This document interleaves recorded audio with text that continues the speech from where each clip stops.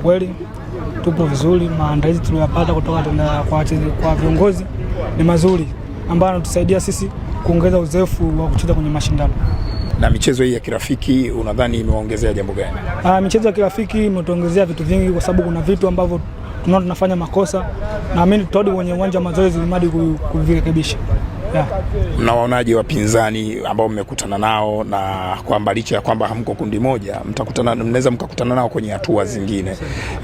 Mnadhani kitu gani kikubwa ambacho mmejifunza na kinaweza kikawasaidia mkakutana nao baadaye? Wapinzani kusema ukweli tumepata kitu ambacho wapo aggressive, wapo tough. Kwa hiyo naamini mechi hizi zimetusaidia kwamba kwenye kundi tutakayokutana nalo ambalo timu tutakazokutana nazo, naamini mechi ndio hizi tafu, quality nzuri.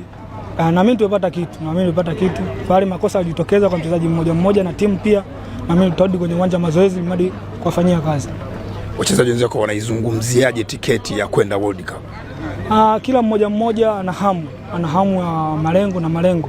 Kila mmoja ana malengo kupeleka timu World Cup, sababu itakuwa ndo mara ya kwanza timu ya wanaume Tanzania kufuzu kombe la dunia. Kwa hiyo kila mtu yuko tayari. Ujumbe wako kwa Watanzania ambao wanatuombea dua sasa hivi? Ujumbe wangu kwamba wasichoke. Sisi ni vijana na tukifanya makosa naamini wasichoke kutupa moyo. Waendelee kutupa moyo na kutuombea, naamini Mwenyezi Mungu atusaidie.